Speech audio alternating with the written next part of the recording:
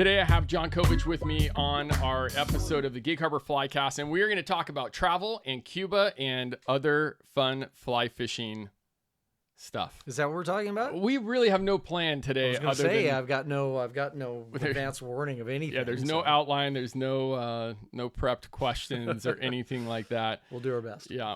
So, but it's always great to have you on the podcast with me, and it's been a while. Obviously, the best viewed and most listened to, right? Yes. Yeah. Great. Yeah. So, okay. So let's just dive into Cuba real quick because, I mean, we've hosted seven trips to Cuba. We've had so I'm assuming that some of the people that are even listening or watching have gone with me, or maybe they've gone with somebody else. Mm-hmm. And I'm just always super intrigued by that country. I just finished reading a book, and I can't remember the author's name, but it's called, oh gosh, I got to remember at least the title, Cuba, an American History. Yeah, right. I've had customers talk about that book, and I do need to read it. It's one I haven't read. Yeah. It's fascinating. Yeah. Fascinating. And it's fascinating in the sense of, I did not realize how entangled the history of Cuba is with the United States. Exactly. Yeah, with everything from, the war with the Spaniards to even to like their Constitution and how like just the U.S. was able to just entangle themselves in there. And so I don't know. It's kind of funny because people like complain about, sometimes I've had some customers are like, oh, I hate that you do trips to Cuba. I would never go support a, communist country. And it's like, well, this is kind of a result of like the U.S.'s, international policy 100 years ago. You can make that argument. Yeah. For sure. So it's pretty interesting. So anyways, so I've done a bunch of trips there. You've done tons of trips there, but this last trip was my first trip since COVID. Mm-hmm. And so I had gone to Cuba in January of 2020, and then finally got right before, and then got to go here. When was that? January of 23. Yep. Mm-hmm. I felt like just walking around in Havana, I felt like it just seemed different. It is.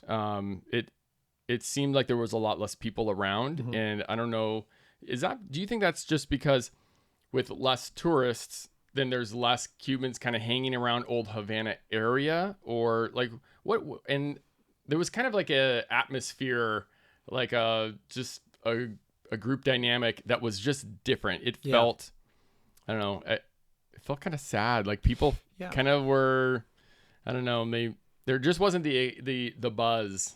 You know what I mean? So I don't know. Well, I think it's a combination of a couple of things for sure. If you think back to 2016 when Obama went to Cuba, and there were lots of changes, and more than anything, there was hope in the air, right? Right. So when you talk to your Cuban friends there, they were excited about what they thought the future might bring. It didn't mean that they were going to get a different government necessarily, but they thought with this opening up, with more Americans coming here, with more tourism, I see some possibilities for myself.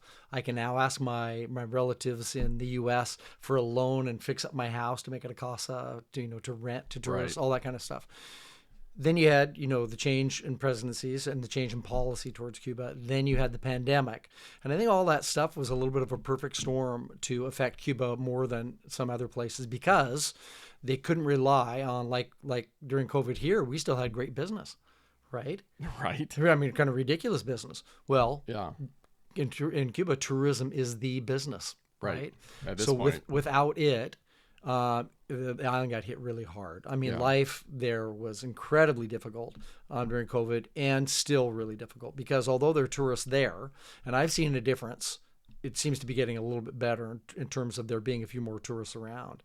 Because I remember going last fall and really being affected by being in Old Havana and noticing how many people kept coming up to me and approaching me for cigars, for tours, for restaurant, for all that stuff that you would get anyway in Old Havana. But it was a little bit overwhelming. And it's because we were so visible. Because there was nobody else on, O'Reilly Street, where there used to be groups and groups of tourists. And I think, as you saw as well on talking to people there, life is really hard for the average Cubans. Why we've experienced so many of the guides and that have left Cuba. Right. So they've had something like 300,000 people they think that have left Cuba. Yeah. In the last couple of years. Yeah. So in the 90s, they had a really difficult time with the support of the Soviets just evaporating, and then they refer to it as the special period, right? Exactly. And so since there was definitely hardship here for, gosh, I definitely don't want to be a restaurant owner in 2020 or 2021 in the States, but yeah, if you're in the outdoor industry, it was great, but I almost, do you think that that in history they're going to look back at just that COVID time? Is it going to have as much of a mark on them as that special period in the 90s? It could have as much, it could have more, because I think if you talk to people who lived through the special period, Felipe is a good example. Right. We're talking about Felipe, who was a famous guide in the Zapata area. And Felipe is in his late 60s, I think is where he is now. So he lived through the special period. He was an adult in the special period. And he told me that this last couple of years has been more difficult than the special period. That's a pretty big statement. Yeah, that's a huge right? statement. Now, I think that historically, if you look at the changes that took place in Cuba because of the special period, that might be a more monumental bit of history. This might be a more difficult time, maybe. Life is even harder now than it might have been in the 90s. But, they're waiting for tourism to come back, and they're probably going to rely on it again, where they had to change everything, right? In the 90s, where they relied on the Soviet Union, the money from the Soviet Union, and sugar exports and blah, blah, blah. Where they get their fuel. Yeah, really basic stuff. Well, there is no fuel. Yeah. So I was just there, right? I got home a week ago. Okay. From a trip. And I remember being in Havana and having I was talking to a taxi driver about just that. And he said, just wait a minute. And we got to a place that was a gas station just for taxis. And there were at least 300 taxis lined up for gas. Wow. And he said, right now, the average wait is between a day and a half and 2 days to get gas. To get fuel. The guides, when I had a group, I was in Playa Larga, the main handler there came to me and said, John, he said, I don't want really, this is between you and I, but we only have enough fuel for, nothing extra, right? So the guides are going to do less running around in the boats, right? And he had to explain that to me. I didn't say anything to clients because I wasn't sure that there would be something noticeable or not. Right. And I didn't want to make it an issue with anybody. They ended up getting a little bit more fuel and felt a little more comfortable about it. But they had to come to me to say, we might run out of fuel. Good thing they have a pole. Yeah, right. Yeah. It just makes you think about and appreciate the stuff that we just take for granted. I go to the store and I get all disappointed when the avocados are 99 cents more than they were last week or something. Right. Yeah. But no, this is just an amplification of life in Cuba, right? As you said, life was difficult there anyway. It was always challenging. Right. There was there's kind of an art to being a Cuban and staying alive, right? They've got all these ways of doing things. And I know I probably said this in one of the previous podcasts, but I remember hearing this from a Cuban. They said, our national pastime is waiting in line, right? Is what they said. And they started laughing about it. And everybody else that was Cuban there started laughing about it because they're like, yeah, it's, we do go from one store.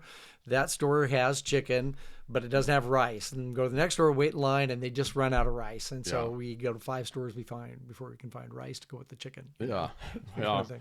Well, so, it's great that we're taking anglers down there because it really does impact the local people, right? So, there's Americans have been banned from staying at certain hotels because they're run by the the military or they're owned in part by the government. And and so people so the thought is you can't stay in the hotel because the money goes to the government, and the government then that money is for funding their military and suppressing the people and all that kind of stuff. And there's definitely a bunch of corruption with government officials and all that kind of stuff. But when we do trips, like we don't stay in the hotels. We don't want to, and we don't have to. And some of the places to stay are super cool. They are, and I mean, I'm really happy that you do that.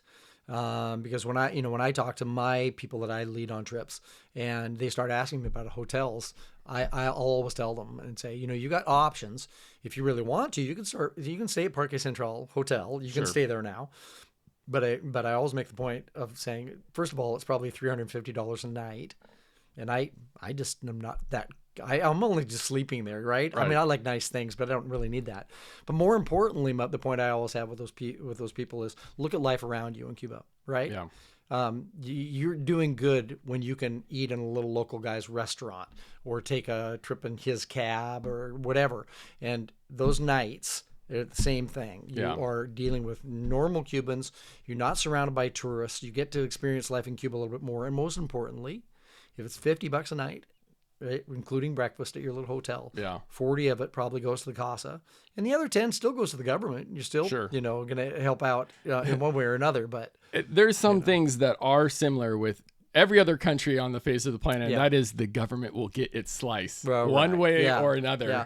But again, I do want to make this point just because you brought it up, and it's again something that I have to talk to people about to make the point of saying, yes, you can make the argument that if you're in Cuba, you are going to be putting some money in the government's pocket. There's no way around that, right? It's built into your plane ticket. That it's like sales tax here in Gig Harbor. There's fees for the airline to use the runway. The runway is owned by the government. You start there and then go on. But just as you said, they're lovely people. Yeah. How many friends do you have in Cuba now? Right? Yeah. They're lovely people. And when you go and you give the guy a tip, you give the gal in the kitchen a tip, you stay at a place, you see the effect that you have by being there and by favoring, again, the small places. And so I make that argument to say, hey, you can maybe make life a little bit better in Cuba by going, rather than the argument of saying, I'm going to stay away because my money's going into the pocket of the government. Yeah. Right? I understand both arguments, but I think one is stronger than the other personally. Yeah. Mm-hmm. Yeah. And so what we're talking about, just to be clear, is they call them Casa Particulars, and it's like a VRBO, an Airbnb. It's Cubans that have fixed up their homes and are able to rent them out. And that's actually like a newer regulation that the government has allowed. And was that in 2016? No, it was much earlier, actually. It was quite a bit earlier that was allowed to happen. Now, it may have been that Airbnb proper, that it was a business functioning there beforehand. But no, there were Casa Particulars that were allowed in the early 2000s under Fidel, I believe. Interesting. Okay. And Paladar, same thing with the private restaurants. Yeah. Right? Yeah. It's a big business. You can go to Playa Larga. Basically every house is a Casa Particular. Part of it is, right?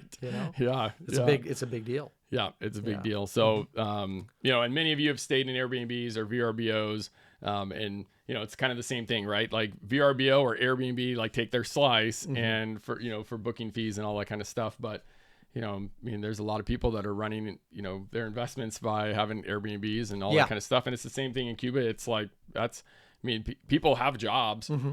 But that casa that they're renting out, their family is going to make way more money from that than their wage for their job that they have. And it's not even, it's a stark contrast. Exactly. And the other part about it is, as the traveler who's paying the money, it's not a sacrifice, or it doesn't have to be.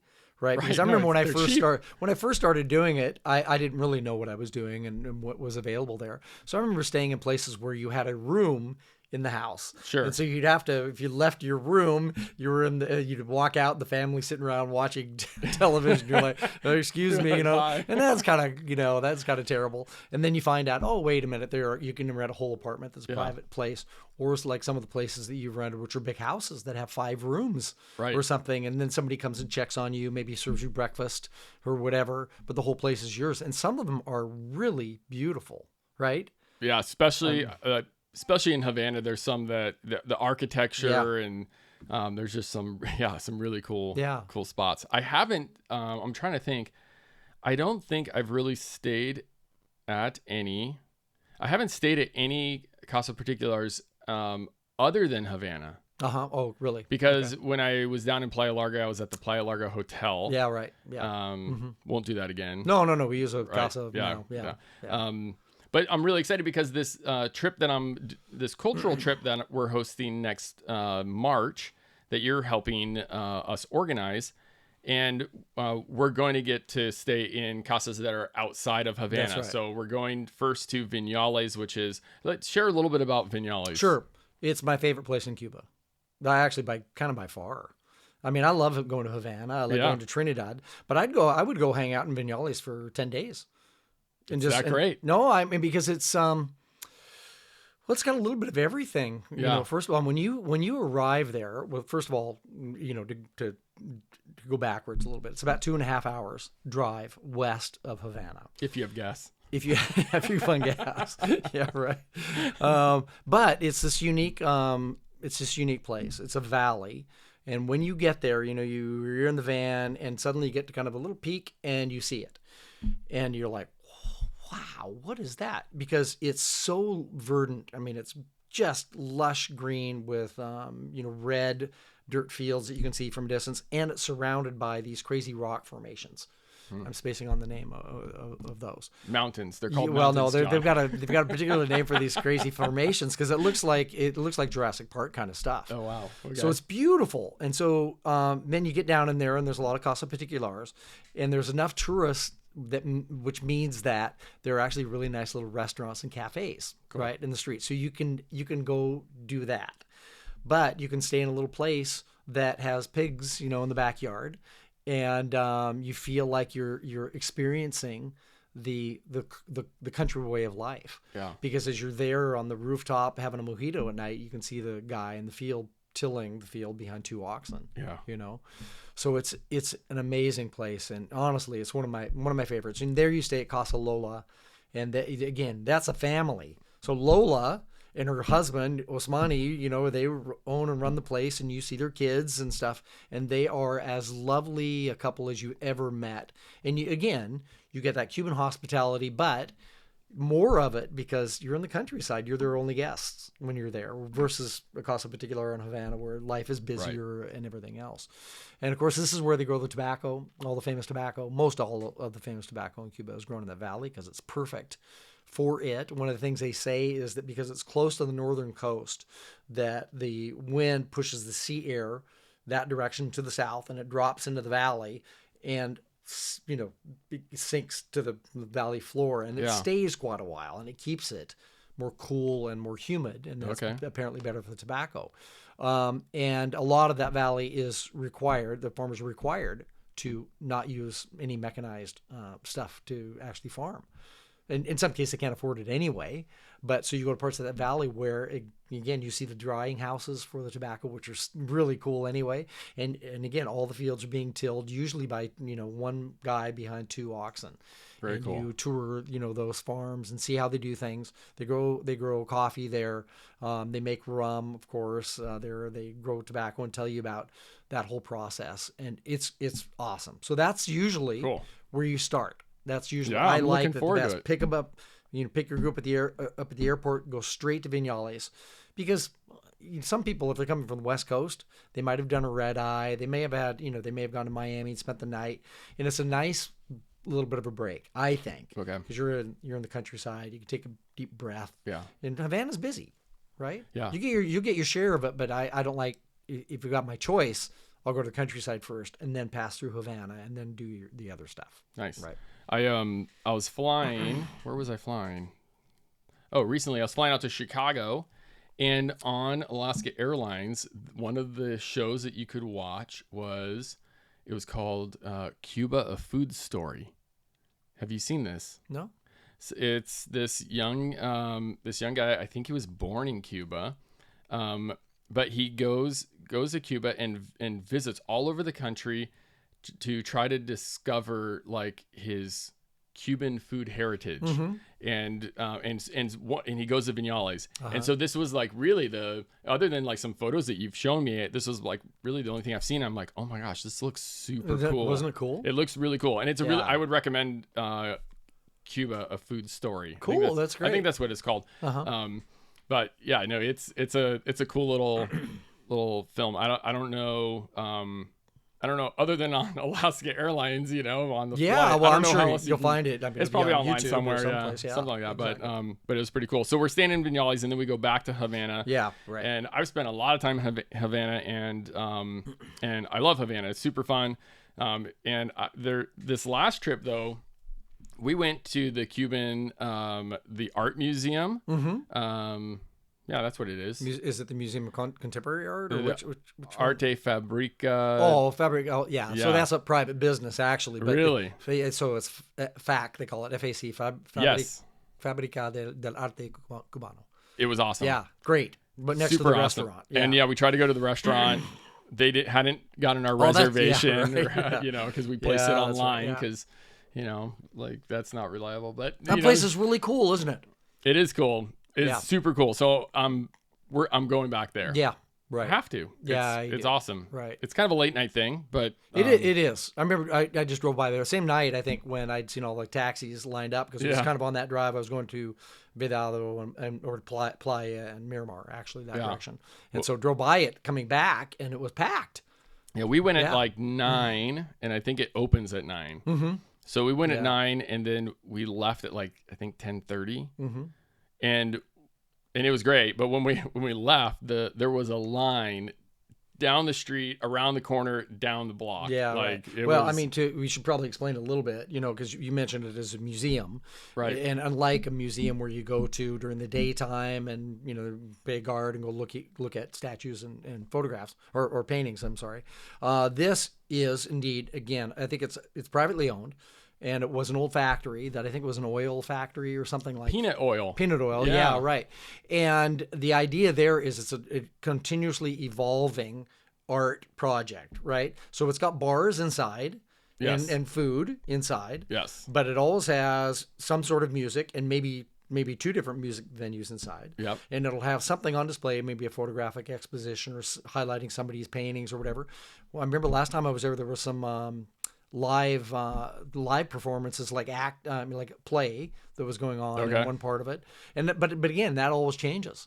So it's very unique for Cuba. I don't think there's anything like it anywhere else in Cuba. There was a pianist there doing a concert, and there were several hundred people in this music hall, and we kind of like snuck in the back and kind of hung. I mean, we were like showing up right in the middle of it. Right. Yeah. And it was. I was a piano performance major in college, right? So I believe that. I understand piano. Yeah. I gotta imagine that this guy he's gotta be the top piano player in the country. Oh, really? Like he was that good, huh?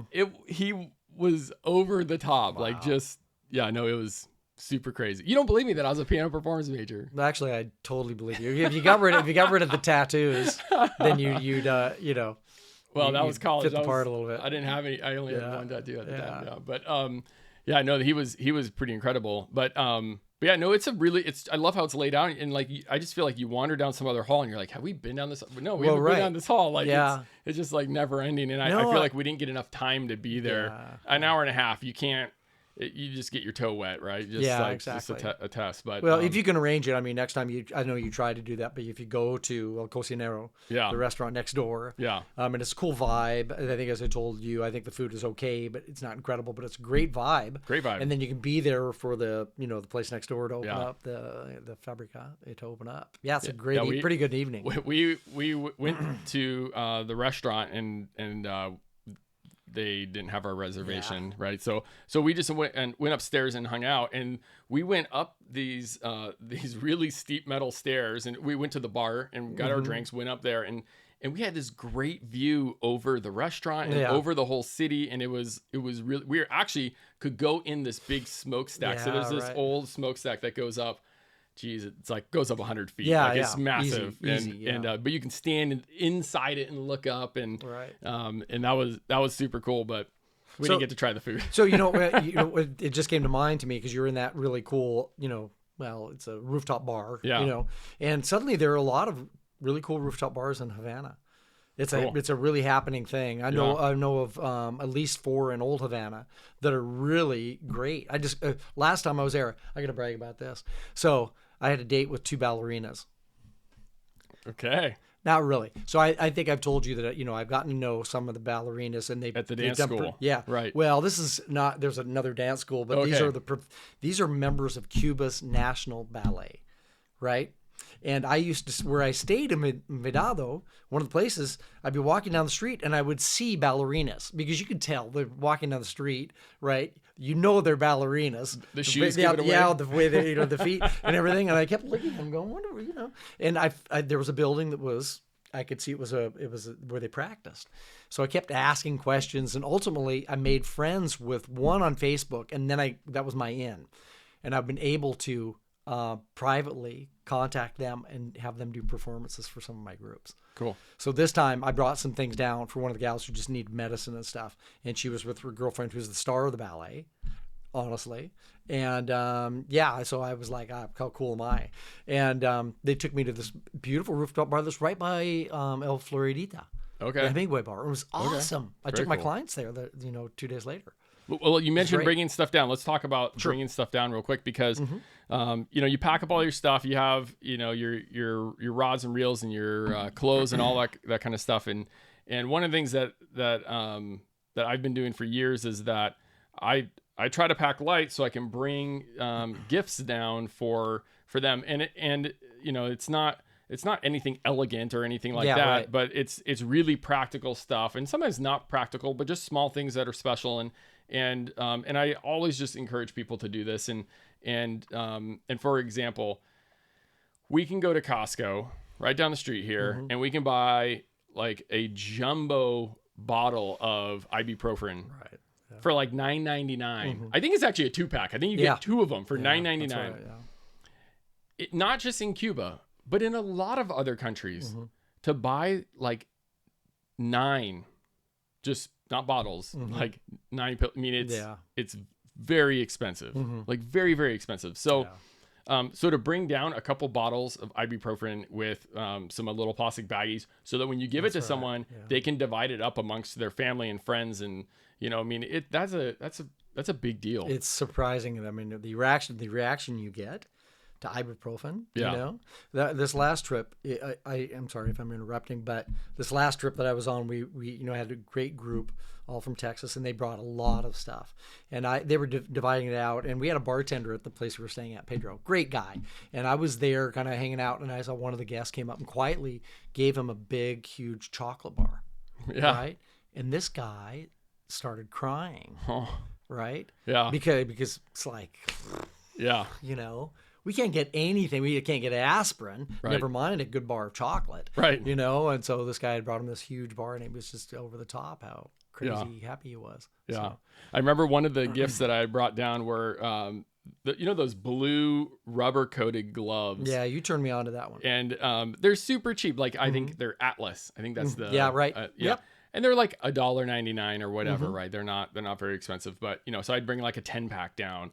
And the guides love those because they can grab the mouth of a tarpon with it, or they could, it's just, they don't have like, or I would imagine like people in the fields, like they don't have gloves, right. Any of that kind of stuff, or working on their cars, or, any of that kind of stuff. And I remember Shayway holding up this thing. He's like, remember you gave this to me?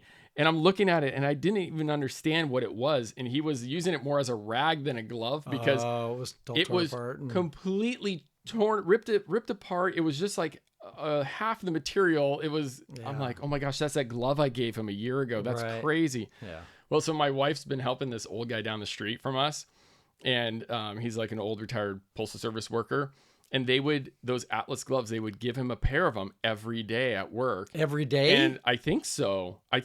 By how many he had in his garage. I'm thinking so. Right. So anyways, I have a tub. She went through and tossed them up. Tossed ones that were, that weren't like in great condition. And then I'm like, oh, no, if there's a little bit wrong with it, it's okay. Yeah, they'll still love it. She's like, really? I'm like, yeah. We have this tub. I have hundreds hundreds of them. Yeah. Right. So next time you go, yeah, like, okay, I'll let you know. I will give you some of those. No, I'm really happy you turned me on to that one, and I tell everybody that now. But I think your question was going to be, was it going to be about what to bring? Is that where you're going to go with it? Yeah, just like things to bring. So like other stuff that I think that people have really appreciated and loved was like a lot of like little art stuff for kids. They love that kind of stuff. So on this last trip, we brought so much stuff. It was a little bit over the top. I loved my group. They were so generous. It was amazing. We filled the entire dining table, which is massive. Right. Filled the entire thing with all the stuff that we brought down.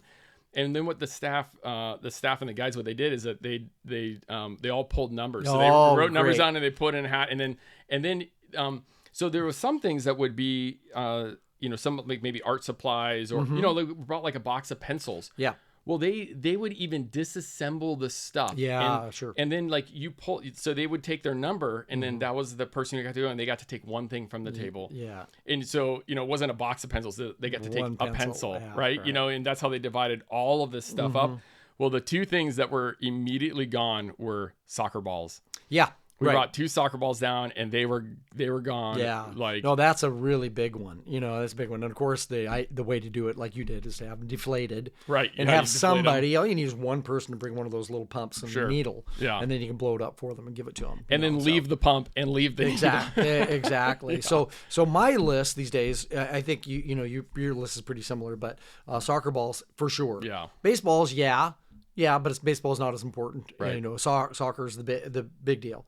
Any kind of medicine. So certainly ibuprofen, and I'll a lot of times divide it out already into little packs of like 100 each or something like that. Nice. Because you give them a big bottle. It's like overwhelming. Yeah, right. Don't take it all at once. It's gonna be on the black market tomorrow. Hydrocortisone cream and that kind of stuff is good. Actually, any female products, tampons, all that kind of stuff is great. It can be a little uncomfortable, but gals there just can't get stuff. So that's a good one. Anything for school supplies, small notebooks, erasers, highlighters, pencils, pens, glue sticks, sidewalk, chalk, all that stuff. For kids, I think is great. The gloves that you mentioned is a big one. I like the little memory sticks. Yep. Right. I think we've talked about that. The Cubans pass around music and movies and everything else on those little memory sticks. So and like underground newspaper. Totally type underground of everything. Like, right. Yeah. And another thing that just came up on the last trip was, there's a new cheap version of a Boga grip. Okay. You know what I mean? It's like Loon, I think, makes one. They're plastic. Sure. Right. And they're inexpensive. Yeah. And those guys are grabbing tarpon and everything else, and having a boat. Kudos. Yeah, that would be a great one to give a guide, right? As well, and certainly there's a million other things you could bring, but that's kind of a good short list. Yeah, I think. Yeah, very cool. Well, so far on our trip, we go back to Havana, and then this is a long time explaining where we're going on this cultural trip. So we go Vignellis, Havana, and then we're going down to Playa Larga which is at the head of the Bay of Pigs, and then there's a fishing option there for fishermen that are going to Las Salinas, which is a short taxi ride. They get to go fish the flats each day, but the non-anglers get to go to the city of Cienfuegos, which I hadn't really heard much about Cienfuegos until more recently, and then to Trinidad, and then we overnight in Trinidad and then go back and meet up with the anglers. So we're just away from the anglers for one night. But now that this is on the itinerary, I've now heard about Trinidad and Cienfuegos both, and they sound like just absolutely beautiful cities. They are. Cienfuegos is unusual. It doesn't look like any other Cuban city, and partly because it was more of a French city. French immigrants, and so the design is different and the architecture is different. It's really a pretty city. It's worth, if you're really traveling around Cuba, it's worth going there for a day and a night kind of thing. For your group, you would have an afternoon there. You'd have lunch there and a city tour, and then you go on to Trinidad, which is more interesting because Trinidad is one of the 4 or 5 colonial Spanish cities, and it's the most. It feels the oldest. because it's got all the old architecture and old buildings, but it's got rough cobble streets everywhere, and it's really a great town. And that stuff you do the next day, I think I was telling you that I did it for the first time. I've been to Trinidad many times, but I always had seen advertisements for these hikes in the mountains. So between Trinidad, which is near the south coast, and the freeway that goes through the middle of the country, the A1, between those two, there's a mountain range closer to the freeway. And it's, it's a pretty big mountain range for Cuban standards. Right. But because of the weather patterns and everything else, it creates a little bit of a rainforest there. So you go up into those mountains. Are they called the Sierra Madres? Not those. The Sierra Madres are further to the east. Okay. Yeah, right. That's based on the name of the mountains. But anyway, it's full of rivers, waterfalls, lots of bird life, really cool orchids and stuff. And I hiked through there. That took, I don't know, maybe 3 hours or something, but really just a walk. Sure. And we swam in the pool and we had lunch at the end. And that was fantastic. It was really great. Cool. And everybody just loved it. And the drive actually is interesting as well, because it's short enough that you don't go up and get on the freeway. You drive through the countryside. And so we saw a lot, again, of Cuban life in the country. There was an area there where everybody was harvesting rice. It's a rice growing area. Yeah. So you've seen that. Maybe you've seen where it. the rice is on the road. On the road. Yeah. So they were doing that like crazy. So there's collectives there. So it's a lot of private stuff. So some of they have to give it to the government, and the rest of it they keep for themselves. Sure. They've got a system that they divided up, and there's communal land or whatever. But like Blake said, they dry it on one lane of the road. It only takes 24 hours to dry it out. But all the cars have to go around, and sometimes there's 2 cars coming, so one runs over the rice, horse carriage, over the rice as well. Yeah. So that's why you wash your rice, right? And pine, we saw a little vendor selling these little tiny pineapples, and we stopped and bought pineapples. It's a really great drive. And as you said, it's only one night away from the rest of the group, but it's 2 days. Sure. So it's a pretty big adventure. Pack a lot in. I think it's great. Yeah, I think it's great. And once back in Playa Larga, as you mentioned, I think the way we have it set up actually is that you do 1 day on the river going in. Right. So driving from Havana, when you go south and a little bit east down to the Bay of Pigs and the Zapata Peninsula, you basically go right by the river. So it makes sense on that first day to get up early, leave Havana early, go straight to the river. All the anglers jump out with their gear and go fishing, and then the rest of your group goes to Playa Larga, checks in. I think that day we have them set up to have lunch and go to the bee hummingbird sanctuary, which is really actually cool. And then you've got a home base there. You stay at Casa Frank, which is this great place. Yeah. That's private, again, a private Casa Particular, but really roomy. I think it's got eight rooms. Okay. Something like that. And it's got a beautiful terrace and lots of tables for you to hang out, and a bar up there where there's always somebody attending to you. And there's a soccer field right out in front. So if you see kids that need a soccer ball, you can run out there with a soccer ball. I know where the soccer field is at, so I know where that's where it is. Yeah. It's at that end of town. Okay. So that'll be a fun time. And for the people that are angling, they get 1 day on the river and 3 days on the saltwater flats. You make the point again here that you have to drive to the saltwater flats because it's in the marine, the national park. Yep. And so you can't stay in there. So it's anywhere from 30 to 60 minutes to drive out there. It depends on the condition of the road and how fast the taxi driver wants to. And then you get out there and you meet your guide, and it's permit bonefish, tarpon, snook, cuda, jack snapper, all that good stuff. And then you just make sure to pull beer out of the cooler before you get in the van for the road trip back, right? There you go. Yeah. And one of the things I love about Las Salinas is the color of the flats. It's just white, like shallow, super shallow, sandy. There's a lot of bonefish.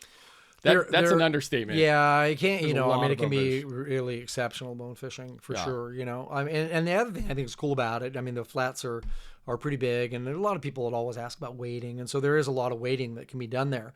What I did this last time is because I paired up, with different people throughout my week, and I love to wade and fish for bonefish. And some people that's not their thing. Sure. Right. So I would talk to the guest, and a lot of times I'd say to the guide, "Okay, hey man, I'm sure you know a place where we can do this. Let me out. Meet me in an hour and a half." Yeah. And I would walk and wade and look for bonefish and catch some or not catch some. And that sounds awesome. Them. Yeah. I'd see them in the distance doing their thing. Yeah. Whatever they're doing. And that person got to fish 100% of the time. Right. And I did too. So that's awesome. yeah, I think it's not a bad way to go. But there's a lot of opportunity there for for bonefish, wade fishing, or fishing out of the boat. Yep. There's certainly a lot of fish there that are, we call them mid-sizers, but they're big fish there. You've caught them and seen them, I know. Pretty good permit population there, and tarpon can be as good as how many are there, because they come and go a lot. Right. So you got the residents that really are always there in the mangroves, and then you get fish that come in and out of the deeper water depending upon rain and time of year and water temperature and all that good stuff. Right. So it's pretty diverse, and it's one of the more diverse places in Cuba, which is great. Get to see a little bit of everything and catch a little bit of everything. Yeah. Hopefully. No, it's very cool. Yeah. So our cultural trip, maybe you're interested in joining us on that, and there's information on our website that you can check out. There's links in the show notes and description, but we're doing a trip right before that where we're going to be just to the, I guess, directly west of this Las Salinas area aboard the Georgiana. And this is, we'll try to add a little bit of cultural stuff in at the beginning, but this is just more of a fishing trip, for sure. But one of the things I always do on these trips when we're out on a boat, I always ask like the hostess to put some Cuban music on. They always have like a little sound system thing, and I'm like, play some Cuban music. I don't want any of us to forget where we're at, because it's, you're in the middle of the sea, and you're just watching the sunset over the mangroves and stuff. And it's you're not near any people. There's no people around at all. It's super remote, which is pretty cool for just like a tropical flats fishing experience, to have so much water that is just for your group, where you don't see, there's no other guides and no other people fishing, no one's sport fishing, no one's subsistence fishing. Like it's kind of crazy. Yeah, it is. And that's, one of the things that's really particular about Cuba as well. I mean, you get used to going to other places in the world, Belize, Ascension Bay, Christmas Island, the Bahamas, Alaska. And, people, if you've got money and you can start an operation, you can have an operation. Yeah. And it might mean that you've got 8 other lodges that are fishing the same water as you. Right. Especially Alaska. Well, I was just talking to somebody about that this morning. You're in the float plane, and you're like, hey, where are those guys going? And they're like, oh, that plane's going to where you coming from. We're going to where they're coming from. And it's like, okay. And in Cuba, as your point is, that the outfitter gets a license to, for them and them only, and they're the only operators allowed to fish a particular geographic area, right? So that's why in Zapata there are 2. So you've got the area of Las Salinas, borders the Bay of Pigs, and then to a line inland of the flats, there's a line of demarcation that is theirs, and then the other side where Georgiana moors is there, they're a licensed area. And so, as you said, you are uniquely alone out there, and that's the biggest comment I get from anglers that go to Cuba, is to say, we felt like nobody had been there before, or it was newly discovered, or something like that. It's like the largest private saltwater. It's it's kind of because your trip could have as many as 10 anglers, something like that, right? Depending upon how you guys end up booking it. But if you look at 10 anglers in that amount of space, how much space is that? I don't know, Blake. Because it's as far west as they can go. Yeah, really. And it's just it's massive. And the flats themselves, those flats near Georgiana where you moor, are monstrous, as you know. Yeah. And there's all that stuff to explore that's against the peninsula itself, all that dark bottom mangroves and bays and stuff up there. And so it's massive, and they don't even fish. They don't even fish half. No, there's a lot of it they don't fish, and I love that feeling of because I hate competing with other people for fishing. Right. Like what happens here with steelheading, and people get up and they sit, in a lawn chair at the run with their headlamp on. I mean, it's what you have to do here, but you don't have to do that in Cuba. Yeah, and when you're traveling. To travel, far someplace, and then to have competition in a far place. Right. You're like, oh man. Right. So I know it's super nice. Yeah. Well, so we've talked a lot about Cuba and how kind of there's been how they've been impacted because they're so dependent on tourism.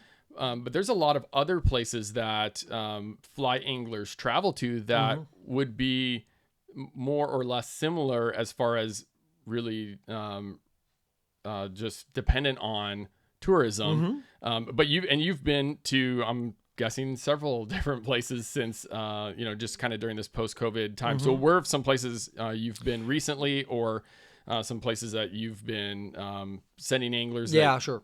Well, the good news is we're at a point now where, boy, finally, most of those trips that got canceled and delayed and rolled over, most of them have happened, with the exception of Christmas Island.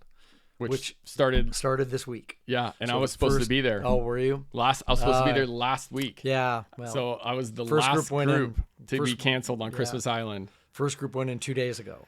So, I mean, you could say that Christmas Island is probably the place that we know the best that was the most affected. Sure. Right? Because, I mean, what else are they get a few divers every year, maybe.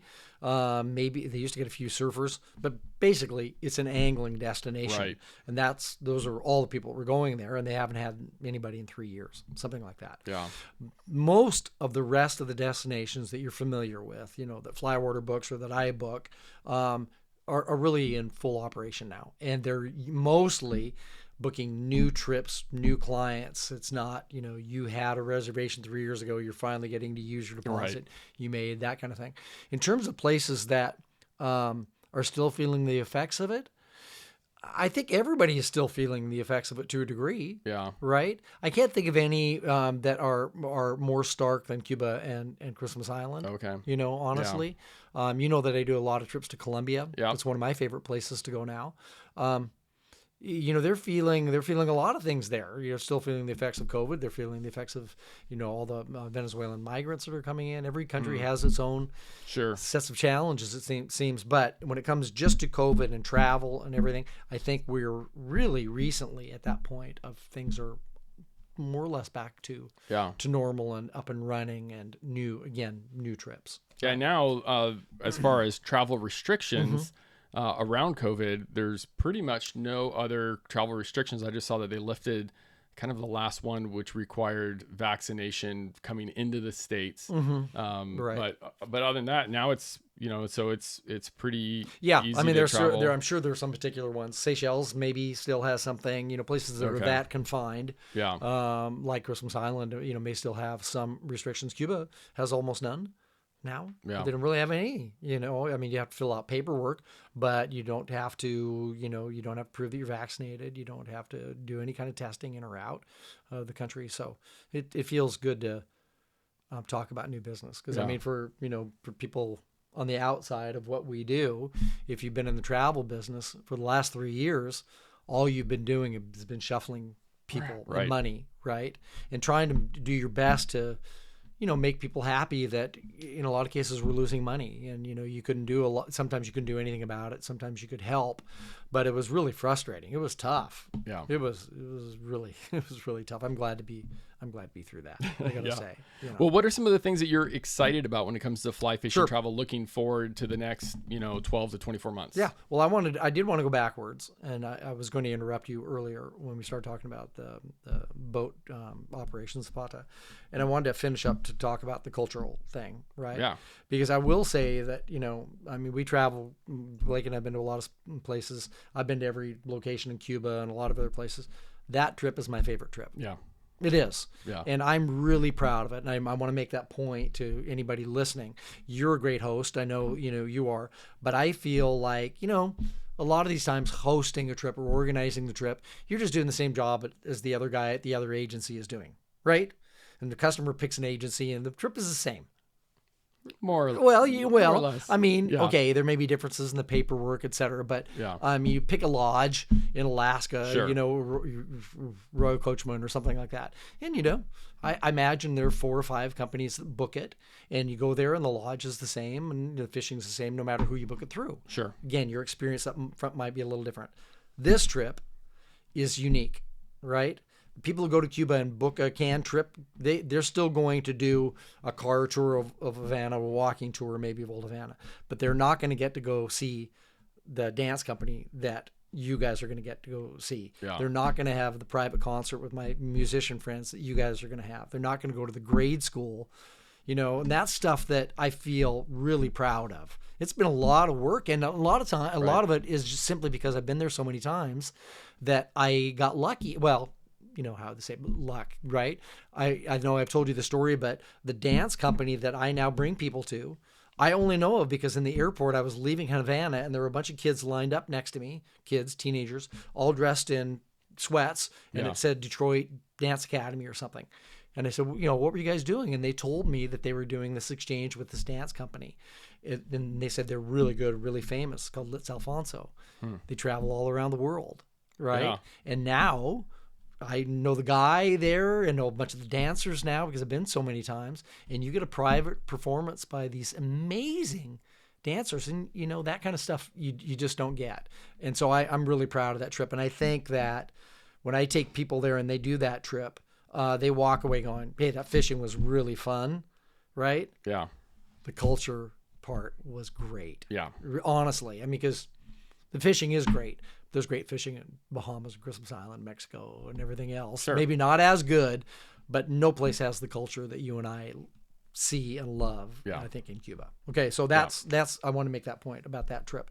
Other stuff that I'm excited about, I think there's a lot of stuff in South America that keeps coming up and coming around. I mean, boy, it seems that every year there's some new place in Brazil that's got some new fish, you know, right? Okay. That you can target. There's a new heli operation for golden dorado in Bolivia, so it's exceptionally expensive. But hey, you know, there's some of you out there that have a lot of money. I know, right? It's like $16,000 or something for the week. Be flying to places that just for the week. Can I go for 2 weeks? I'm excited about it. I'll never get to go. You know, I'm sure. Might as well stay a month. I'm very excited. I'll go back to it and say Colombia. Yeah, I'm very excited by that. When you need to do now, there's a couple different fisheries. There Colombia, are. Right? So Colombia's a cool country. You know, so your lesson here, your geography lesson, everyone, is that Colombia is the northwesternmost country in South America. So it's in that left-hand corner. If you're looking at the map, it's in the left corner.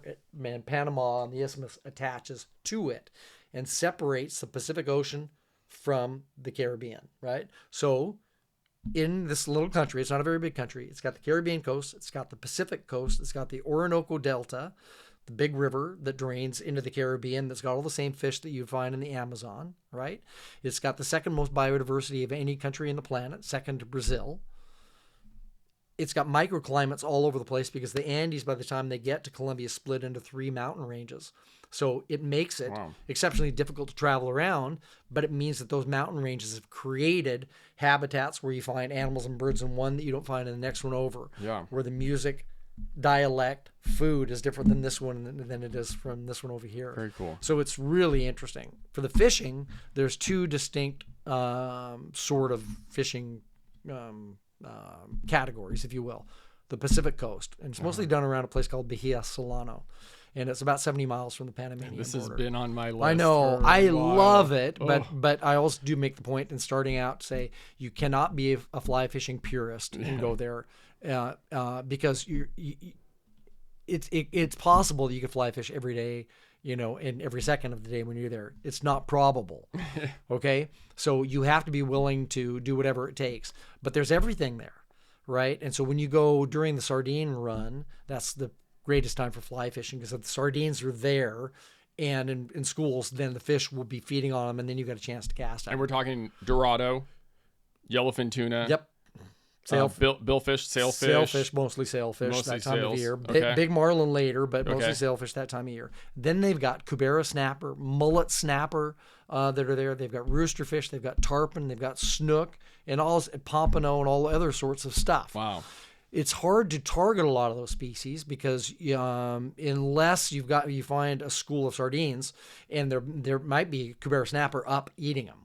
Right? Then you're fly casting to cubera snapper that are 40 pounds. Yeah. Crazy. Yeah. But if you don't see that and you're just blind casting them on the rocks and stuff, right? You'll catch a pompano and then you'll catch a jack and then you'll catch a snapper and then another jack and then another jack. But people say, I want to go there, go rooster fishing. No, don't go there to go rooster fishing. Go to Costa Rica, go to Baja to go rooster fishing. Right. Know that if you're there fishing, you might catch a rooster fish. Right. But to me, and I started out fishing pretty young, like I'm sure you did. The most exciting fishing I've ever done, bar none, fly, spin, anything else, is fishing for yellowfin tuna with a spinning rod. I'm sorry. I apologize. With a popper? Yeah. Yeah. It's so much fun. I mean, casting with a fly rod when they're up feeding is a gas. Right. For sure.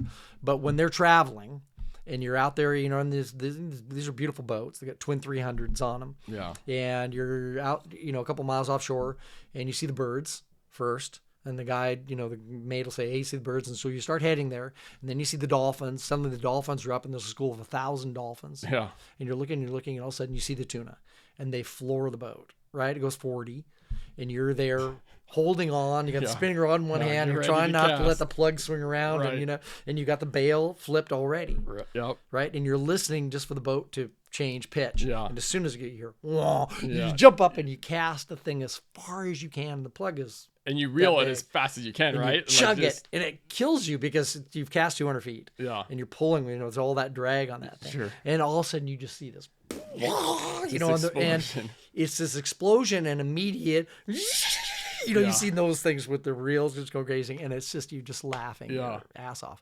And the good news is most of the tuna are 15 to 30 pounds. Nice. Most of them. Yeah. They're 40, 50s, 200 pounders there too, for sure. But a lot of them are manageable. Even on a fly rod, if you know how to fight a fish, you get your 30 pounder and you can land it in, 12 or 15 minutes versus somebody who isn't putting the bend of the rod will take them a lot longer, but you can land those fish. Yeah. So it's great food, great scenery. The jungle comes right down to the ocean, big rocks, sandy beaches. I love that.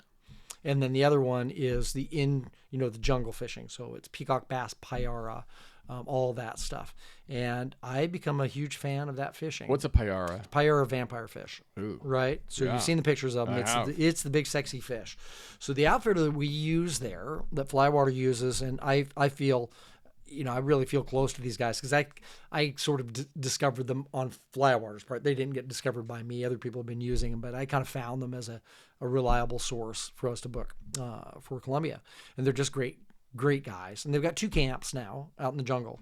The first one we started going to is a floating cabins. Yep. Okay. They don't move them. They tow them up into a beach, but then they have to remove them at the end of the season. And it's all peacocks, right? Cool, super cool, but it's all peacocks. And it's a real kind of a fun vibe. The cabins were pulled up onto a big sandy beach. Imagine that those rivers that have peacocks in the jungle have beautiful beaches. They do. Yeah. Stunning beaches. Yeah. Crazy. So you've got a big fire pit. You hang out there at night under the stars because there's no lights around. You have very nice food, not gourmet, not fancy, but really hearty, good food, and it's great and it's not expensive. It's $4,300 or something, 44. The other one that they just opened last year, and I did 2 weeks this year, and I'm doing 2 weeks next year, is in my opinion even a little bit better because it's peacocks and payara, the vampire fish. Okay. And it's 2 distinctly different fisheries, so it's great. They built a lodge next to a river called the Vichala River in eastern Colombia. And you're not that far from the Orinoco itself. So all those rivers from the Colombian side and from the Venezuelan side all drain into the Orinoco, like rivers in Brazil drain into the Amazon, ultimately.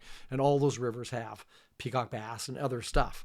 Payara tend to live in faster water. So they might be on some of those rivers, but they'll be in the Orinoco where there are rapids. So what you do is you stay at the lodge in the jungle and you fish 2 days for peacocks. Mostly in lagoons that are created by the water dropping from the high water season to low water season. And they've got dugouts and boats stashed all throughout the jungle, and you walk in 5 or 10 minutes and get, the poor guide is carrying all your fly rods and cooler and everything else, you're paid, gringos walking in there, and they walk in and they got a boat ready for you and maybe a little electric motor on it, and you fish this stuff that, again, looks like nobody's ever been there before. So great. And you get 2 days of that, and the peacocks there are anywhere from 2 pounds to 22 pounds. Some really big ones. Well, we caught some big ones this year. Third morning, you get up early, and you go downriver in this big motorboat that they have, meet the Orinoco, go downstream another 20 minutes or so, and they've got a tent camp that they've set up. And tent camp meaning really beautiful wall tents on platforms. Bathroom showers, the cook comes with you, and you fish the rapids for payara. It's really cool. I've never seen any place that looked like it. It was a little bit like being on the moon, honestly. Wow. The rock structures that are there are, again, completely unique. I've never seen anything like it. And where the fish live, you can't believe. You're Yeah. like, that water is moving 20 miles an hour, or, you know, or they're 30 in there, miles an and hour. they're in there. You want to cast it there? And they're like, yeah, they're underneath the fast stuff. Yeah. Because it's so full of big rocks down below. They'll be in the big Sure. rocks Okay. looking up the whole time. And so they see something above them and they rip up and grab it. And then it's off to the races because, again, the water, they've got a big, huge paddle tail. Wow. And they get in the current and they're so in how backing. big do these fish get? They get 25, 30 pounds. Now, a lot of the fish were 8 to 15. Sure. They're tremendous fish. So, are you fishing a 9 weight? Or 9 and 10. 9 10 and is 10? probably even better because you're fishing a sinking line, a big fly. Flies are really big, but they're not, the ones that are designed for that aren't bulky. Okay. So they're a lot of flash and stuff. So they're not Sure. that bad to cast, even though they're that long, Yeah. you know? Okay. So not terrible. So it's totally unique. And again, same thing from the guests that I had on both those weeks. We went back and did 2 more days of peacock fishing, by the way. So you had 4 days of peacock and 2 days of pyro. All of them said that 2 days was something I will never forget. And again, it was partly about the fish, but it was more about these islands that were made out of these rocks that had craters in them that, you know, full of water and you know, looked like they were black. I mean, like they were covered in oil. They're shiny black. Weird. And they look like they're slippery and they're not, you know, and I've never seen anything like it. So you should look up. If you look up the Orinoco River and rapids, and have you'll you see some of posted that. any pictures on your Instagram? Yeah, I have. Well, more on my website where I'm advertising hosted trips. Okay. I've got some on there, and I've got some good ones. It's really cool. Very so cool. I'm really excited about Colombia. I also think it's a great country to do a combination of fishing and then add on 3 or 4 days. Go to the coffee country. You know, go to some more traditional Colombian small pueblos and villages. You know, go to the Caribbean coast, see Cartagena. Well, Cartagena is what Havana could be. Is what Cartagena is. You know? So I'm really excited about Colombia. I don't think I'm excited about anything else. But no, I really want to get back. I know there's new places in Argentina and Chile that I've not been to and I want to go to. I think there's a lot. I think there's always new stuff. Yeah, a lot of fun stuff. How about you? I'm just really excited for Cuba this next year, and just really appreciate you helping me put these trips together. Pleasure. Love doing it.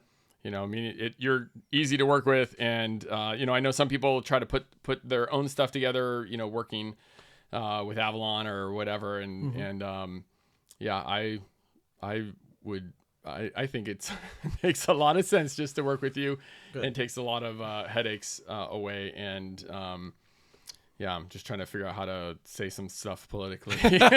But anyways, but thanks for listening to this episode of the Gig Harbor Flycast. We have all sorts of links in the description and the show notes below for John's website. And we'll link your Instagram account too, because you post some really great photos on there. We'll link your YouTube channel as well, because you do have some great stuff for Cuba on there as well. And if you would love to go on a trip, we would love to host you. John and I both host trips, and hopefully we'll see you on a trip with us in the future.